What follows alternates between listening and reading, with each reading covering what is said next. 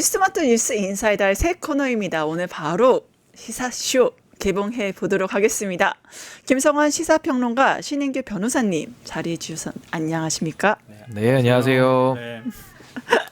네, 반갑습니다. 두 분이 여기 나온 것만으로도 스튜디오가 매우 뜨겁습니다. 전 지금 한여름 같은 느낌인데요. 아주 달려보도록 하겠습니다. 네, 오늘 국회에서 가장 이목을 끈이 예정돼 있죠. 조희대 대법원장, 오늘 사실 청문회 예정돼 있잖아요. 조희대 없는 조희대 청문회가 될 것 같아요. 먼저 관련 영상부터 보겠습니다. 사법부는 하늘과 헌법 위에 존재합니까? 조희대 대법원장이 불출석하는 것 자체가 입법 부정이요, 입법부 부정이요, 삼권 분립을 부정하는 반헌법적 행위 아닙니까? 조희대 대법원장이 뭐라고 진실을 밝히기 위한 국회 청문회를 거부합니까? 사법부도 조희대 대법원장도 국민 아래, 하늘 아래 있다는 것을 명심하시기 바랍니다. 국회 청문회에 출석하십시오. 네, 대선 개입 의혹을 받고 있는 조희대 청문회에 안 나타나지만 예정대로 진행하겠다. 어떻게 보셨습니까? 저는 사실 조희대 대법원장이 지난 대선 때 그 저질렀던 정치적 중립 의무 위반, 그리고 사실상 선거에 개입해 버렸던 이 문제에 대해서 전 매우 무겁게 접근해야 된다고 생각합니다. 왜냐하면 대법원장으로서 만약에 사실로 확인되면 단 1분이라도 있을 자격이 없는 거거든요. 그렇기 때문에 지금 국회 차원에서 상당한 저는 고민을 좀 깊게 해야 된다라는 생각이 들고요. 지금 말이 점점 세지고 있는데 이제 말이 세졌을 때는 그만큼 더 국민들의 어떤 기대라든지 여러 가지 또 그 전략이 실패했을 때 오는 후폭풍 같은 것들은 상당히 더 거셀 수밖에 없거든요. 그런 차원에서는 저는 청문회 같은 경우는 조희대 대법원장을 비롯한 법관들이 불출석을 이미 다 선언을 해버렸기 때문에 오늘 좀 실효성 면에서는 상당한 좀 의문이 들고요. 오히려 조금 더 강력한 국정조사라든지 이런 좀 더 국회가 총동원돼서 할 수 있는 그런 부분들의 조치를 할 수 있도록 좀 의사 수렴을 좀 미리 하는 것이 더 낫지 않았을까라는 조금의 아쉬움도 좀 남습니다. 네, 결국에는 조희대 이렇게 말했어요. 헌법과 법률 준수를 위해 불출석하겠다. 어떻게 보셨습니까? 자기네들은 어겨도 되고 국민들한테는 법 지켜라 뭐 이런 얘기로 들리는데요. 대법원이 어떻게 그동안에 어떤 태도를 보였는지 국민들이 다 알고 있잖아요. 그래서 조희대 대법원장이 정말 공정하게 재판을 하고 있는가, 이거에 대해서는 국민들 모두 의문을 갖고 있다고 저는 생각하고요. 저는 기본적으로 청문회는 그렇게 전략상 좋은 건 아니었다 이렇게 생각해요. 이게 사실 좀 쓴소리도 민주당 쪽에서는 들어야 할 필요가 있다고 보는데요. 방금 전에 정청래 대표가 대법원장이 뭐라고 뭐 이렇게 표현하는 이 표현도 사실 좀 고쳐야 될 필요가 있다고 생각해요. 그러니까 불필요하게 국민들한테 오만해 보이는 측면이 있거든요. 그러니까 대법원장을 일단 존중하는 모습을 보이고, 그리고 법적 절차에 따라서 청문회에 나오도록 하는 게 그게 오히려 더 좋은 전략이 아닐까 싶고요. 그러니까 그 전제는 제가 깔고 말씀을 드리는데, 근데 또 거꾸로 말하면 저는 얘기할 수 있거든요. 조희대 대법원장이 뭐라고 안 나와. 저는 얘기할 수 있어요. 그러니까 정청래 대표는 조심해야 되지만, 그러니까 조희대 대법원장은 그러니까 사법 독립을 위해서 내가 나가면 안 된다. 현재 재판이 진행 중이다. 이렇게 얘기하는데요. 저는 이렇게 묻고 싶어요. 나중에 대법원이 재심 사건으로 한번 다시 판단하시려고 그러나? 이미 대법원 판단했잖아요. 그렇죠. 그럼 2심에서 유죄 나오면 끝나는 거 아니에요? 네. 근데 뭘 재판이 진행 중이라 그래요? 대법원장이 그러면 2심 재판에, 그러니까 파기환송심 재판에 개입하겠다는 뜻이에요? 아니잖아요. 개입할 결심을 개입하려고 보여줬다. 네, 개입할 결심을 보여준 게 아니고. 그러니까 그런 건 명분이 안 되는 거예요. 그리고 일반 판사가 판결했다고 해서 전부 청문회장으로 불러낼 수는 없거든요. 그건 진짜 주의해야 된다고 생각해요. 근데 대법원장이니까 불러내자고 얘기하는 거예요. 대법원장은 법원 행정을 총괄하는 입장이잖아요. 그렇죠. 판결만 합니까? 판결하는 것만 하는 건 아니잖아요. 그러니까 사법부를 대표하는 인물이기도 하고요. 사법행정을 다 총괄하는 사람이에요. 그럼 자기네들이 그동안에 사법 독립을 그렇게 지켜왔다고 하면, 그럼 서울고법에서 왜 전담재판부 뒤늦게 만들겠다고 그러고, 서울중앙지법에서는 왜 판사를 더 추가로 투입하겠다고 얘기하고, 공개도 안 하던 재판을 갑자기 공개하겠다고 얘기합니까? 그럼 그전에는 사법 독립을 잘 지켜가지고 그러면 안 했던 겁니까? 그거 아니잖아요. 그럼 어떤 방식으로든 천대엽 법원행정처장이 말할 때는 조희대 대법원장하고 뭔가 소통이 있었다는 얘기가 되는 거 아니겠습니까? 그렇죠. 그럼 대법원장이 그런 거에 대해서 설명을 해야 될 거 아니에요. 그때 다 뒤에 숨어서 다른 데 가가지고 괜히 정치 개입하는 듯한 발언 막 쏟아내고 돌아다니면서 네, 세종대. 국회에서 나오라고 하면은 법원 사법부 독립을 위해서 나갈 수 없습니다. 이건 굉장히 비겁한 태도고요. 어떤 방식으로든 이재명 대통령에 대한 파기 환송심 그 절차를 법원 조직법에 따라 봐도 절차를 어긴 게 맞거든요. 소부 해부되면 소부가 합의가 안 될 때 전원합의체로 가야 되는 게 맞거든요. 법에 나와 있는 거. 네. 그럼 그거 왜 건너뛰고 조희대 대법원장이 전원합의체로 바로 해부했다고 얘기하는 거 왜 그렇게 됐는지 설명해 줘야 될 거 아닙니까? 네. 그러니까 저는 전략상으로 지금 청문회가 맞느냐 이 부분에 대해서는 좀 동의하기 어려운 측면이 있지만 대법원에서 어떤 방식으로든 설명해야 한다. 왜 이런 일이 벌어졌는지. 그리고 앞으로도 국민들이 정말 지켜보고 있다. 이 사실을 잊으면 안 된다고 생각합니다. 저도 한 말씀만 더 보태자면 네. 지난 5월 달에 있었던 조희대 대법원장의 정치 개입, 대선 네. 개입이라는 것은 결국 사법의 독립을 좀 많이 이야기하고 있지 않습니까? 사법의 독립의 대전제는 국민의 기본권 보호를 위해서 양심적으로 하라고 준 헌법상의 권한인 거예요. 근데 사법의 독립을 가지고 어떤 짓을 했습니까? 가장 지지를 많이 받고 있는 현직 대통령을 선거에 나오지 못하게 만드는 결정, 그러니까 무죄 재판을 유죄로 바꾸는 파기 환송을 했던 것이고요. 네. 그렇게 해서 5월 15일에 기일도 잡혔습니다. 그럼 우리 헌법 116조에 나오는 선거운동 기회의 균등 보장이라고 하는 그 조항을 또 어겨버린 셈이거든요. 근데 이것이 고등법원 재판장들에 의해서 다행히 중단이 됐습니다만은 결국 이재명 대통령과 국민들의 선거권은 침해를 받을 수밖에 없는 그런 상황을 만들어버린 거거든요. 그렇다면 우리가 여기서 물어봐야 되겠죠. 조희대 대법원장의 머릿속에 이재명 대통령은 국민이 아닙니까? 그리고 그 이재명 대통령을 선거로 뽑으려고 하는 국민들 1,700만 표의 국민들은 국민이 아닌 겁니까? 그러니까 이런 부분들에 대해서 사법의 독립이라는 말로 지금 넘어갈 수 없는 상당히 중한 행위를 저질렀다. 거기에 대한 책임을 지금 국회가 묻자는 건데 저는 참 아쉬운 게 뭐냐면요. 이게 얼마나 중요한 문제입니까? 대법원장의 직을 지금 걸고 한판 붙는 거거든요. 그렇다면 국회에서는 최소한 국회의장 정도가 좀 나서서야 되는 거 아닌가라는 좀 아쉬움이 남고요. 또 하나는 민주당만 소리 막 내가지고 대법원장 내려오게 할 수 있습니까? 전 결단코 불가능하다고 보거든요. 아니 대법원장을 내려오게 하려면은 많은 국민 여론도 필요하고요. 더 중요한 거는 법원 내부의 여론도 필요합니다. 최근에 법원 노조가 목소리도 냈고 했던 것들은 상당히 좋은 어떻게 보면 시그널이었는데 그렇죠. 이게 민주당의 법사위가 너무 지금 급속 페달을 세게 밟고 정치인들이 자신들의 공과를 내세우려고 하다 보니까 이게 어떻게 되냐면요. 이제는 내부에 있는 판사들도 목소리 내는 거를 이제 좀 기피합니다. 왜냐면 목소리를 세게 내면 또 민주당하고 연결되어 보이는 효과가 있거든요. 그러니까 저는 민주당이 국민들보다 반보 정도만 앞서가야지 한 10보 정도 앞서서 뛰어가기 시작하면은 이거 정말 저는 답이 없다. 그리고 조희대 대법원장을 결과적으로 직에서 사퇴를 이끌어내거나 아니면 탄핵을 해서 성공시켜내지 못하면요. 이 현실은 그대로 남아있는 겁니다. 그 피해는 결국 국민들이 보거든요. 전 거기에 대해서는 민주당에 조금 더 책임 있고 좀 숙려 있는 좀 사려 깊은 행동을 조금 더 국민들은 바라고 있지 않을까 그런 생각이 듭니다. 저는 그런 생각이 역사의 교훈이라는 단어가 떠오르는데요. 네. 왜 지금 대법원 체제를 이렇게 만들어놨고 왜 절차들을 규정하고 있는지 이거는 그냥 하늘에서 뚝 떨어지고 자기네 그 절차 잘 지키면 그냥 사법 독립을 지키고 법 잘 지키는 거라고 착각하는지 모르겠는데요. 조희대 대법원장 언제 대법관으로 임명되고 언제 대법원장 임명됐어요? 타 보수 정권에서 임명한 사람입니다. 그렇죠. 그러니까 샌님 같아 보이기도 하고요. 원칙주의자라고 하는 평가도 받아요. 그러면 어느 한쪽 방향으로 자기가 굳어 있는 사람이거든요. 그러면 왜 보수 정권에서는 자기를 자꾸 선호할까? 그건 보수 정권의 입맛에 맞기 때문이에요. 그 가치나 지향에 맞는 사람이란 뜻이에요. 그러면 대법원 전원합의체를 왜 두겠어요? 대법원장 혼자서 움직이지 말라는 거잖아요. 각자 추천한 몫에 우리 사회를 대표할 만큼 다양한 생각을 가진 사람들이 들어와서 충분히 심리하더라도 뭔가 절차를 건너뛰지 말고 숙고할 수 있도록 절차를 다 잡아가면서 하라고 하는 의미가 역사적 교훈도 담겨 있고요. 지금 현행 헌법과 법률에 담겨 있는 거예요. 근데 자기가 그거 훌쩍 건너뛰었어요.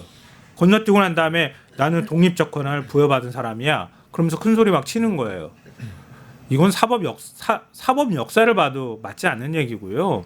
자기를 임명한 자기가 어떻게 임명됐는지조차도 생각하지 못하는 거예요. 네.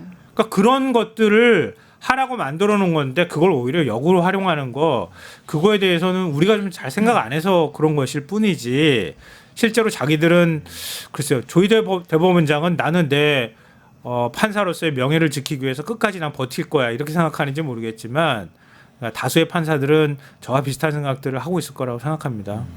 그리고 특히 우리 법을 보면 직원감정법에 따르면 이게 불출석 우리가 의견서가 아니라 사유서를 제출하게 돼 있는데 조희대는 불출석 의견서를 제출했단 말이죠.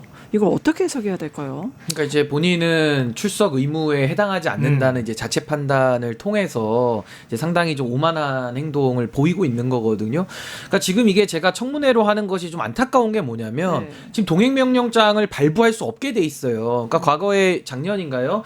증언 및 그 국회에서의 증언 및 감정에 관한 법률 개정안을 내서 청문회에서도 동행명령장 발부할 수 있도록 개정안을 냈는데 그게 통과가 됐지만은 당시에 윤석열 정권의 권한대행 시대니까 결국에는 거부권이 행사됐고 제2결에서 부결이 됐거든요. 그래서 최근에 이것도 청문회에다가 동행명령 할 수 있는 것도 개정안을 또 냈어요. 근데 아직 법 통과도 안 됐는데 청문회를 해가지고 어떤 실효적인 조치를 할 수 있을까? 근데 만약에 아까 제가 말씀드린 대로 국정조사로 한다 그러면요 재판 중 사안도 아니에요. 이건 이미 끝난 재판, 대법원의 손을 떠난 재판에 대한 그 소위 말하는 국정조사 사안이기 때문에 국정조사 가능하고요.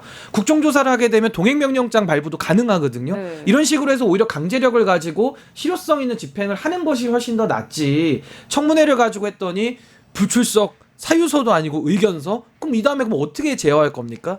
그러니까 결국에는 국회에서 그럼 또 대법원에 대한 말의 향연만 넘쳐날 뿐인 것인데 이게 지금 국민들은 그냥 말만 해서 끝낼 수 있는 사안이라고 지금 보고 있지는 않거든요. 그러니까 국민들이 느끼는 이 대법원장의 정치 행위, 대선 개입, 그리고 직위원 재판장을 방치하는 직무유기 이런 것들이 지금 총괄적으로 쌓여서 사법부의 지금 기둥이 흔들리고 있는 상황이다. 그렇다면 대한민국이 삼권분립 체계하에서 선출되지도 않은 이 사법 권력이 흔들린다면은 저도 국민의 한 사람으로서 불행함을 느끼거든요. 그렇죠. 그렇기 때문에 전 이 부분을 정말 바로잡아야 된다. 그럼 바로잡으려면 말만 세게 해가지고 바로잡아지지 않고요. 성급하게 속도만 낸다 그래서 되지 않고 정말 국민들의 여론을 폭넓게 모아가지고 하는 것이 중요하다. 저는 탄핵이요. 우리가 많은 탄핵들을 이제 해봤습니다. 탄핵 성공한 예가요 대통령 탄핵 정도밖에 없어요. 예. 뭐 예를 들면 방통위원장 탄핵도 기각됐죠. 또 뭐 대행 권한대행도 기각됐고 평검사들 탄핵다 넣었다가 다 기각 나왔거든요. 네. 그 왜 그럴까를 좀 생각해 본다면 국민적 여론의 뒷받침 없이 국회가 그냥 탄핵 소추 의결만 할 수 있다는 상황 속에서 해버리면 결국 헌법재판소 가서는 기각 나오는 겁니다. 그럼 그 사람들 직에 복귀하거든요. 그러니까 이런 비극을 우리가 좀 더 반복하지 않기 위해서는 대법원장이 가지는 무게 책임에 맞는 그 정도의 저는 무거운 책임을 묻는 그런 좀 무거운 행보가 좀 필요하지 않을까 좀 그런 생각이 듭니다. 어물점 망신은 꼴뚜기가 다 시킨다고 사법부 망신을 자기네가 다 시킨 거 아니에요. 네. 그래서 저는 지금 숨어있는 대법관들도 상당히 문제가 많다고 보는데요. 네. 대법원장이 이렇게 사건 전원합의체로 끌고 오면 그렇죠. 그러면은 자기들도 이게 이례적이라는 거 다 알았을 거 아니에요. 선거운동 기간에 판단을 해야 된다는 것도 알았을 거고요. 그리고 대법원장이 이렇게까지 하는 게 무슨 의도인지도 아마 대법관들이 이해했을 거라고 생각하거든요. 그러면 아무리 윤석열이란 사람이 임명한 대법관이라 하더라도 최소한 여기에 이의제기하는 사람들은 좀 있어야 될 거 아닙니까? 근데 어떻게 문재인 대통령이 임명했던 사람 2명 빼놓고 다 윤석열 대통령이 임명했던 10명이 전부 다 유죄 취지에 동의를 합니까? 최소한 몇 명이라도 반대 의견을 같이 냈었어야지 국민들이 볼 때 아 그래도 양심적으로 판단하는 판사들이 있구나 이렇게 생각할 거 아니에요? 근데 그렇게 해가지고 자기네들이 다 일 저질러 놓고 난 다음에 사법부 독립이 침해될 위기에 놓여 있다 이렇게 일선 판사들이 의견도 내고 하니 갑자기 사법 독립을 내가 지키겠소 하면서 나서가지고 막 무슨 전장의 장수처럼 행동한단 말이에요. 그러니까 자기네들이 일 저질러 놓고 책임은 자기네들이 안 지려고 하는 이런 행태들 이런 것 또한 국민의 비판을 받아 마땅하다고 생각합니다. 그리고 말씀하신 거를 이 연장선 얘기하면 법관들이 스스로 자정작용을 해야 되는데 오히려 법원장 회의를 하면서 재판의 독립을 보장해야 된다. 그러니까 조희대 사퇴를 권유하는 게 아니라 오히려 재판의 독립을 얘기했단 말이죠. 이것이 바로 사법개혁의 당위성 아닌가요? 법관들 아직도 정신 못 차리는 그러니까 게 이제 아닌가. 사법부도 만약에 자정에 실패하면 네. 이제 외부적인 힘에 의해서 개혁을 당하는 개혁의 객체로 이제 전락할 수밖에 없는 건데 저는 조희대의 정치 개혁에 대해서 많은 법관들이 목소리를 냈었거든요. 제가 지금도 실명을 다 기억을 합니다. 뭐 김주옥 네. 판사라든지 노 부장판사도 있고, 그러니까 몇 명 냈었어요. 그리고 최근에도 송승용 부장판사가 또 입장을 내지 않았습니까? 네. 많은 법관들이 그렇게 생각하고 있고 자신의 실명을 걸고 입장을 낼 정도면 굉장히 깊은 고민들을 지금 법관들도 하고 있다라는 뜻이거든요. 아니 상식적으로 그러지 않겠습니까? 본인들의 수장인 대법원장이 그런 부끄러운 행동을 했고 또 지기현 재판장의 그 형사소송법 해석을 어떤 판사가 여기에 동의를 할 수 있겠습니까? 거기다가 윤석열만 맞춤형으로 빼주고 또 다시 원칙으로 돌아갔어요. 이거 정말 코미디 수준 아닙니까? 네. 사법부가 희화화되는 것을 전 법관들이 이건 가장 전면에 나서서 막을 걸로 보거든요. 그렇기 때문에 저는 법관들이 움직일 수 있도록 그 바깥의 여론을 형성해 주는 것이 매우 중요하다. 아니 판사들도 사람인데 여론 상황을 좀 보면서 목소리를 내지 아무도 자신들의 편이 없는데 혼자 목소리 내겠습니까? 그래서 저는 정치권에서 너무 앞서 나가다 보니까 이게 판사들의 그 자정에 대한 목소리들이 지금은 사라져 버렸어요. 이게 너무 안타까운 겁니다. 근데 조희대 대법원장에게는요, 정청래 대표나 추미애 법사위원장의 100마디 말보다 네. 내부에 있는 대법관, 맞아요. 부장판사, 네. 법원장들의 한마디의 문장이 훨씬 더 많은 파급을 내는 겁니다. 그러니까 저는 그 분위기로 우리가 왜 갈 수 있었던 상황에서 왜 지금 이렇게 돼버렸지? 그리고 왜 이렇게 국회는 지금 빠르게 가고 있지? 그럼 이렇게 해서 일이 제대로 될까? 이런 의구심들이 지금 국민들 안에 걱정과 함께 지금 싹트고 있기 때문에 전 지금이라도 제대로 저는 방향을 잡아야 된다. 그럼 저는 한 말씀만 드리면 다른 거 하지 말고요. 지기현 재판장부터 탄핵을 하세요. 그렇죠. 여기 직무정지 시켜야 되는 사람입니다. 그리고 그동안의 룸살롱 의혹이라든지 걸석 재판을 임의로 했다라든지 너무나도 위법 사항이 많거든요. 그럼 탄핵을 넣어서 지기현 재판장부터 손을 떼게 만들고 조희대 대법원장은 사법부의 수장이기 때문에 국회의장이 나서셔서 저 국정조사를 통해서 여론을 좀 더 만들어 나가서 탄핵을 열어놓고 검토하는 것이 더 맞지 않을까. 지금 뒤죽박죽 돼가지고 한꺼번에 모든 걸 해보겠다. 전 이건 좀 과속 아닌가. 그런 생각이 듭니다. 말씀 듣다 보니까 굉장히 할 말이 많아지는데 우리 제대로 된 장수면은요. 부하가 저지른 일을 내가 책임지겠습니다. 이렇게 얘기하지 마죠. 그렇죠. 일선 판사가 어떤 판결을 했는데 뭔가 국민들이 볼 때 이게 말이 안 되는 판결을 내놨어요. 막 공격당해 판사가. 그럼 대법원에서 대법원장이 같이 수기해서 그래도 판사 공격하면 안 됩니다. 이렇게 해야지 맞죠. 근데 지금 이 사람은 어떻게 하냐면요. 자기가 일률질러 놓고 난 다음에 자기 도와달라고 법원장 회의 열고 자기랑 똑같은 의견 내달라고 하고 그렇죠. 그리고 다른 반대 얘기를 내는 판사들이 뭐라고 말 못하게 만드는 분위기를 만드는 거예요. 그러니까 법원장 회의하면은 뻔하지. 대법원장이 임명한 법원장들인데 그럼 한 목소리를 내는 거잖아요. 우리 건들지 마 이렇게 얘기한 거잖아요. 한마디로. 그렇죠. 그럼 거기다 대놓고 판사들이 그거 잘못됐어요 이렇게 얘기하기 굉장히 어렵잖아요. 그러니까 판사들이 의견을 낼 것 같으니까 막 겁이 나는 거야. 사법부 독립이라고 해서 우리 못 건들게 하고 싶은데 판사들이 당신 잘못했어 이렇게 하면 안 됩니다 이렇게 얘기할까 봐 겁이 나가지고 법원장 회의 열고 이 꽉 닫게 만들었단 말이에요. 그게 하나 생각나고 지기현 재판장 얘기는 말씀하신 게 그게 순서상 맞는 거예요 사실은. 그러니까 저는 그런 면에서 민주당이 좀 정교한 전략이 필요하다고 생각하는 쪽인데요. 물론 저랑 반대 생각을 갖고 계시는 분들도 있겠지만 일단 법원이 판사들도 투입해서 어떻게 이걸 끌고 나갈 외부로부터 간섭이나 압력을 받지 않은 상태에서도 우리가 끌고 나가겠다는 의지를 보여줬잖아요. 그럼 한 명은 투입해도 되고 두 명은 투입하면 안 됩니까? 그리고 지금 2명의 판사가 원래 있었잖아요. 심리를 담당했던. 그러면 지기현 빠져도 괜찮을 것 같은데요. 제가 볼 땐. 네. 그렇게 해도 아주 그렇게 재판이 늦어질 것 같지는 않은데요. 다른 형사사건 재판하시느라고 바빠가지고 내란 사건 재판도 천천히 했다고 얘기하는데 조금 더 속도감 붙이면 왜 못하겠어요. 근데 그런 생각 들고요. 마지막으로 이것도 굉장히 아주 질 나쁜 전략이라고 보는데요. 지기현 판사와 관련해서 윤리감사했다고 하는데요. 제가 볼 때는 몇 주면 끝날 만한 일이에요. 근데 5개월 동안 질질 끌었잖아요. 그렇죠. 끌다가 판결 내는 거 감안해서 시간 보니까 감사위원회 이제 올리면 되겠네. 감사위원회다가 올려. 감사위원회에서 이거 판단하시는데 또 몇 달 걸려. 그럼 직위원은 1심 판결 내놓고 도망가면 돼 그냥. 물론 그 다음에 판사로서 어떻게 할지는 모르겠지만 1심 판결까지는 그냥 끌고 가겠다는 뜻이에요. 달리 말하면. 네. 그러니까 감사위원회 대부분이 외부위원으로 선임됐다. 이것도 사실 되게 웃기다고 생각하는데 그렇죠. 외부에서 뭔가 의견 내면은 막 자기네들 무너질 것처럼 말하는데 어찌됐든 외부 위원들도 구성이 됐다고 얘기를 하니 최소한 그런 사람들이 양심이라도 있으면 빨리 속도감 있게 감사위원회 진행해서 결과 내놨으면 좋겠어요. 네. 이거 국민들이 받아들이기 참 쉽지 않을 거예요. 1심 판결을 내놓으면 유죄 판결을 내도 안 받아들일 거고 무죄 내놓으면 진짜 세상이 뒤집어질 거고. 네. 그 이쯤 되면 우리나라 최대 빌런은 바로 조이대가 아닌가 싶긴 합니다. 그래서 이 조이대 뭐 유력한 후보 대통령 후보 자격 박탈까지 하려고 했고, 그다음에 여러 가지 뭐 직위원도 제대로 처리도 못 하고 있고 그러잖아요. 그러면 이러한 상황인 걸 봤을 때 이제 조이대 앞으로 어떻게 처리를 해야 될까요? 그러니까 저는 조희대 대법원장의 뿌리를 보면 뭐 보수 쪽에서 대법관도 한번 했고 이번에도 윤석열 씨에 의해서 대법원장이 된 사람이거든요. 아, 죄송해요. 추가 질문할 텐데 전 윤석열이 이렇게 지금 수사에도 13번이나 출석하지도 않고 버티고 있는 게 믿는 구석이 있다. 그게 그러니까 조이대 아니냐.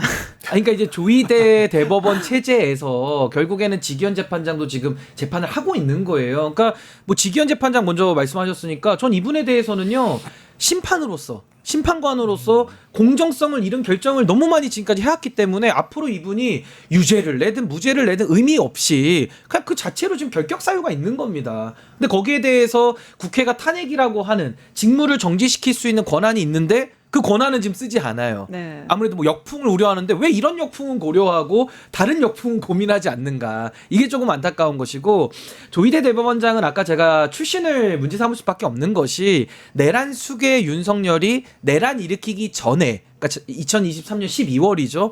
그때 임명을 한 사실상 내란 인사입니다. 그렇죠. 윤석열이 임명한 사람들 중에 제대로 된 사람이 있나요? 없죠. 노동부 장관의 가장 반노동적인 김문수, 방통위원장의 가장 방송을 장악할 것 같은 이진숙, 그리고 독립기념관장의 가장 친일적인 행동을 하는 김영석. 뭐 나열하면 끝도 한도 없거든요. 그러니까 저는 이런 상황에서 조희대 대법원장을 신뢰해달라? 너무 근거가 미약하고 제가 뭐 임명만 가지고 시비를 걸자는 게 아니라 지난 5월에 대법원이 저질렀던 정치 개입 사건은요 희대의 사건이에요. 그렇죠. 근데 이걸 놔두고서 사법부가 온전히 갈 수 있다? 조희대 대법원장 임기가 2027년까지입니다. 네. 정년이기 때문에 네. 임기를 4년밖에 못 채우는데 그럼 대법원은 앞으로 남은 임기 조희대 대법원장 임기 2년 동안요 계속 시달릴 수밖에 없어요.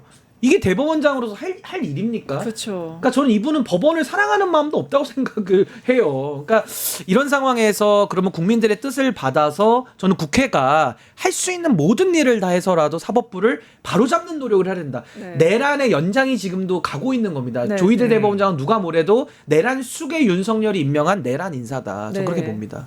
그래서 그 말씀드리면 추가 질문 답변 부탁드립니다.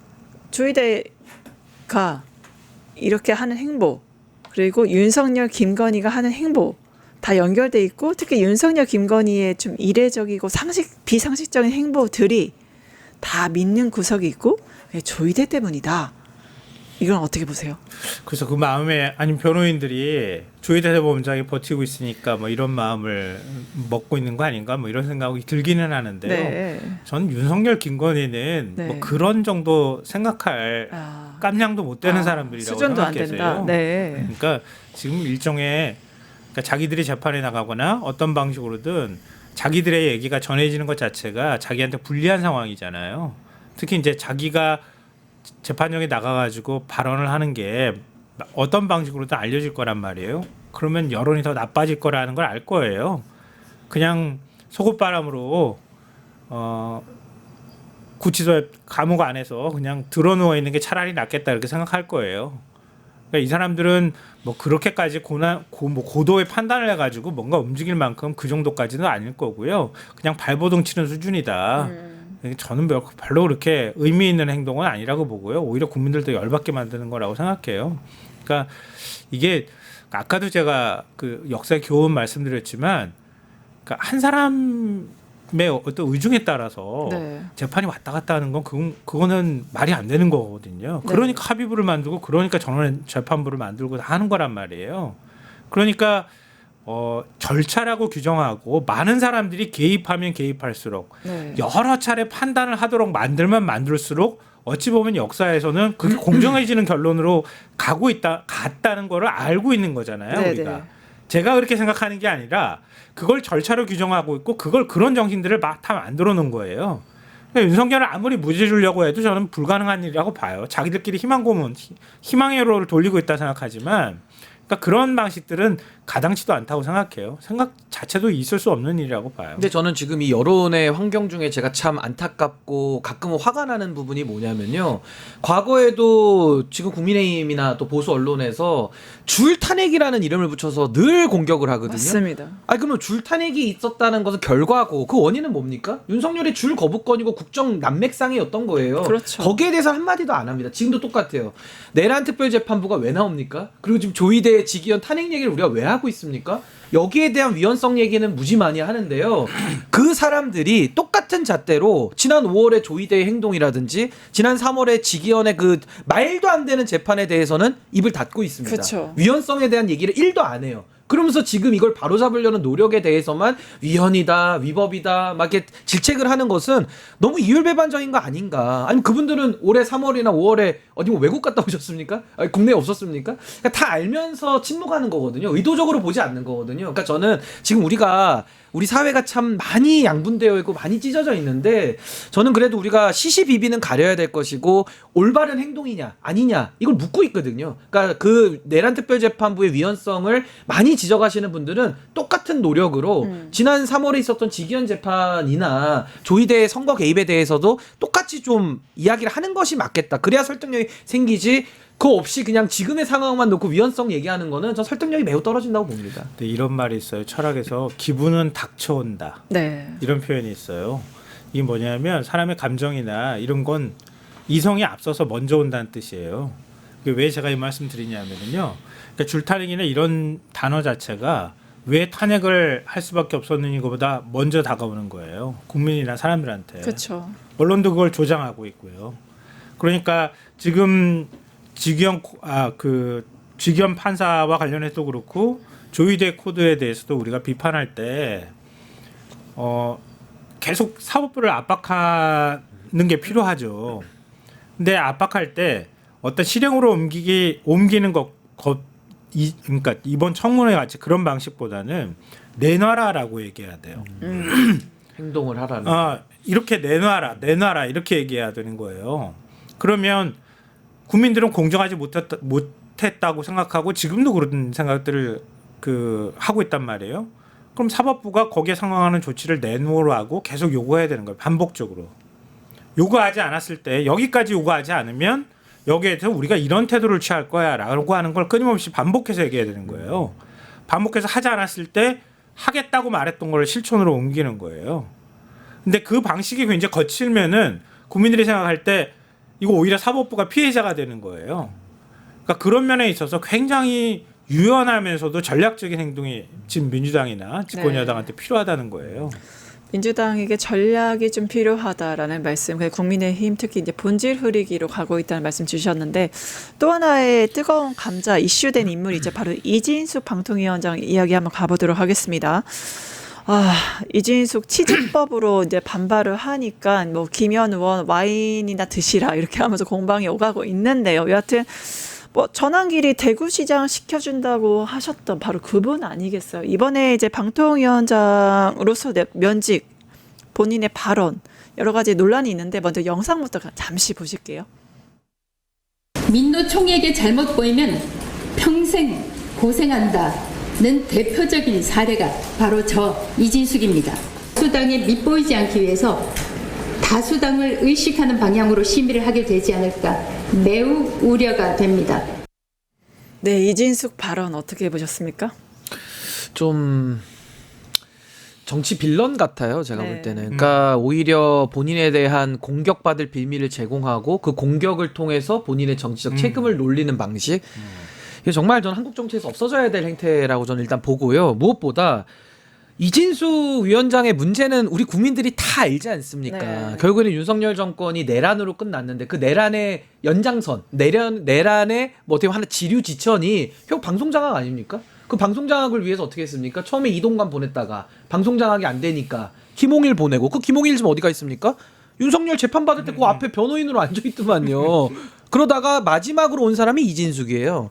그렇게 해가지고 이진숙이 그동안 했던 일들은 2인 체제로서 방통위를 완전히 위법의 도가니로 만들어버린 그렇죠, 거예요. 위법 그렇죠. 자판기가 됐던 맞아요, 거거든요. 맞아요. 하는 행동마다 다 위법이에요. 네. 이게 제 말이 아니라 법원의 가처분, 법원의 모든 그 심리 속에서 다 이미 인정이 된 상황입니다. 맞아요. 그래가지고 지금 방통위가 완전히 식물 상태가 돼버렸고 그 주된 책임이 있는 사람인데 이번에 헌법재판소에서 탄핵 때 4대4로 직에 복귀시키지 않았습니까? 그때 직에 복귀시켰다는 이견이 저도 참 어이가 없는 게 공무원의 성실 의무를 얘기하더라고요. 그럼 공무원이 성실하게 방송장악해도 된다는 뜻입니까?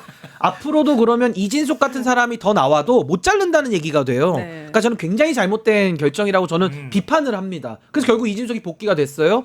그래서 지금 임기가 남아있기 때문에 그러면 지금 이진숙 임기 동안에 이재명 정부는 아무런 방송통신 정책도 손을 댈 수조차 없는 겁니다. 네. 그래서 이런 상황에서 이런 위법 자판기를 저는 뭐 자리에 놔둘 수는 없다고 보고요. 근데 다만 지금 이진숙 씨가 주장하는 대로 본인만을 위한 맞춤형 세팅이다라는 식으로 이제 헌법소원에 가서 본인의 유리한 위치를 점하려고 하는 것인데 이진숙이라는 사람에 대해서 그렇게 국민들이 관심 갖고 있지도 않아요. 마치 세계관이 본인 중심으로 지금 돌아간다고 생각은 하지만 대한민국의 방송통신 정책 그리고 그 정책의 집행 그리고 이번에 정부 조직 개편을 통해서 방송통신미디어위원회로 이름을 바꾸면서 새로운 업무 영역들을 넓히는 문제 그 속에서 이진숙의 거취도 그 안에 들어가 있는 겁니다. 그래서 저는 이 부분에 대해서는 정말 이진숙으로 인해서 국민들이 너무 고통을 겪었다. 전 이제는 여기까지 하는 것이 국익을 위해서도 바람직하지 않나. 전 이건 잘한 조치라고 봅니다.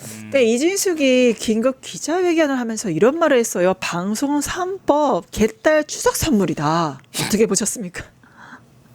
이진숙 유니버스가 있는 거예요. 유니버스. 네. 이진숙이 자기가 사는 세상이 따로 있는 거죠. 네. 자기의 우주가 있는 거예요. 그러니까 이 사람은 그러니까 저도 예전에 그 MBC 기자 시절에 만나기도 하고 밥도 먹고 막 이렇게 했었기 때문에 그때 모습도 잘 알고 있어서 이 사람이 이렇게 바뀐 거에 대해서도 처음에는 굉장히 의아하게 생각하고 그랬었어요. 네, 그때 이진숙은 어떠고 지금의 이진숙은 어떻습니까? 그때는 사실은 굉장히 좋은 기자라는 평판이 많았죠. 네, 종군 기자. 종군 기자로. 네. 예. 그렇게 하고 뭐 자기가 줏대 있게 네. 흔들리지 않고 그 어려운 환경 속에서도 취재하고 그랬던 기자다. 참 기자 같은 그런 상을 좀 어느 정도 가지고 있었어요. 근데 그 다음에 갑자기 막 그 일종의 이제 MBC의 내부 탄압하는 사람으로 등장하기 시작하면서부터 이상하다 이런 생각들을 반복적으로 했었는데요. 제가 예전에 봤던 모습하고 지금 바뀐 모습하고 비교해 보면 어느 정도 이해가 되더라고요. 이 사람은 굉장히 자기중심적이고 권력 의지가 굉장히 강한 사람이에요. 권력 의지가 강한 사람. 그러니까 종군 기자로 갔던 것도 그러니까 종군 기자로 가서 굉장히 자기는 고생했다고 생각하거든요. 고생했는데 그만큼 보상이 따라주지 않았다고 하는 그 방금 같은 게 저는 있었을 거라고 봐요. 그러니까 인정받고 싶은 욕구가 굉장히 큰 사람이었는데 인정을 내가 이만큼 고생을 했는데 내가 고생할 만큼 인정을 못 받았을 때 거기에 나오는 어떤 반발 심리나 이런 것들이 훨씬 강했다고 보고요. 아까 민노총 얘기했지만 네. 자기가 민노총이 훨씬나 더 지금보다 강성투쟁할 때 그때 MBC 노조원이었어요. 그리고 지금은 민노총이 예전보다 못하잖아요. 네, 그렇죠. 근데 마치 민노총이 세상을 다 움직이는 것처럼 말하더라고요. 그것도 사실 맞지가 않은 얘기고요. 지금 방송통신위원회를 개편하는 거는요. 이거 한 10여 년 전부터 계속 나왔던 얘기예요. 네, 맞아요. 그러니까 지금 정보통신부 산하에 있는 뭐 유료방송이나 이런 기능들을 지금 방통위로 갖고 온 거잖아요. 근데 이걸 가장 바라는 사람들이 뭐냐면요. 지금 기업들이에요. 네. 기업들 중에서 우리 이제 그 뭐 케이블 TV 갖고 있던 TVN이나 뭐 이런 것처럼 기업이 운영하는 옛날식으로 말하면은 그러니까 PP라고 얘기하는 것들이 훨씬 더 오기를 원했어요. 왜냐하면 우리는 여기도 걸쳐가지고 상대되는 부서가 너무 많다고 너무 힘들다 이런 얘기를 많이 했거든요.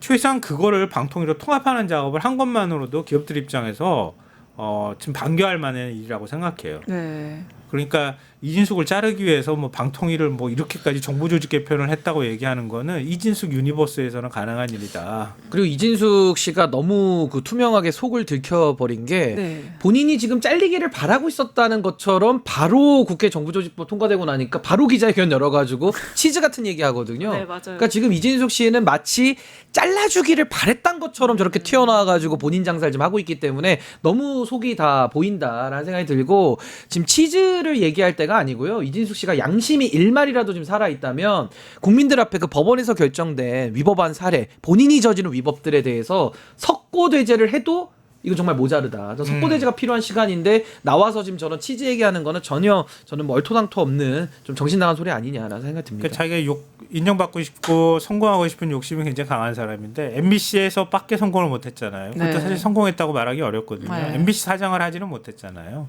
지방사 사장을 한 거란 말이에요. 그러니까 그거는 성에 안 차죠, 자기가 볼 때. 그러니까 계속 뭔가 하고 싶었던 사람이에요. 그러니까 정치권 계속 기웃기웃댔는데 하나도 성공을 못했어. 근데 방통위원장이 똑똑하게 앉혀놓네. 근데 그 미래를 자기가 몰랐겠어요? 아 이거 방통위원장 얼마 못할 텐데 이 생각 저는 했었을 거라고 봐요. 네. 그러니까 방통위원장 있는 시절에 최대한 자기가 어떻게 행동해야 그 다음이 뭔가 새로운 문이 열리는지를 너무 잘 알고 행동하는 사람인 거예요. 그러니까 방통위원장이었을 때 윤석열 정권 시절에는 나 보수 여전사 이렇게 얘기하고 그렇죠. 그러고 난 다음에 자기가 잘못한 게 뭔지도 알만한 머리를 갖고 있는 사람이라고 저는 생각하거든요. 네. 그랬을 때 자기 마지막은 어떤 모습이어야 할까? 끊임없이 거울 보면서 저는 연습할 거라고 생각해요. 거울 보면서 혼자서 내가 이렇게 그만두겠다고 말하고 이렇게 해야지 나를 또 다시 봐줄 거야 보수 진영에서. 네. 그러면 또 다른 자리가 나한테 다가오겠지? 네. 대구시장이 오든 대구시장. 뭐가 오겠지? 거울 보고 연습 그만하시라 이제. 당신의 미래는 없다. 이 얘기 해드리고 그러니까 싶네요. 대한민국이 지금 내란의 전후로 해서 얼마나 지금 참 힘든 시간을 보내고 있는데 내란을 진압해 나가고 종식시켜 나가는 이 과정 속에서도 이진숙 내지는 저런 인물들이 또 있을 거거든요. 네. 그러니까 참 이런 것들이 국민들께서 너무나도 참 마음에 상처도 많이 입으셨고 지쳐 계시는데 더 많은 이렇게 뭐랄까요 고통을 더 주는 장면 같아가지고 전 이제 다시는 대한민국에서는 이제 이런 일들은 반복돼서는 안 된다. 네. 전 바로 세워야 된다고 봅니다. 네, 오늘 여러 가지 주제를 나눴는데 시간 관계상 여기까지 좀 해야 될 것 같습니다. 혹시 마지막 하고 싶은 말씀 아유 있으시면? 없습니다. 네. 너무 많이 얘기했어요. 아닙니다. 네.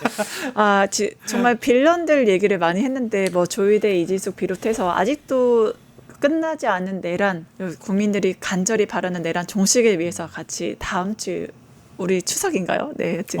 우리 시사쇼 같이 달려보도록 하겠습니다. 지금까지 김성환 시사평론가 신인규 변호사님 함께했습니다. 출연해주신 두 분 감사드립니다. 네, 감사합니다. 유튜브 구독하고 실시간 채팅과 댓글을 남기시면 매일매일 7,000TTCO를 드립니다. 참여 방법은 통통물 어플을 다운로드하고 회원가입과 로그인을 해주세요. 마이페이지에서 나의 회원 고유 번호를 복사해주세요. 유튜브 구독 후 실시간 채팅이나 댓글창에 고유 번호를 한 번만 입력하면 준비 끝! 지금 유튜브 채팅과 댓글 쓰기 참여하고 실천 TTCO 받아가세요.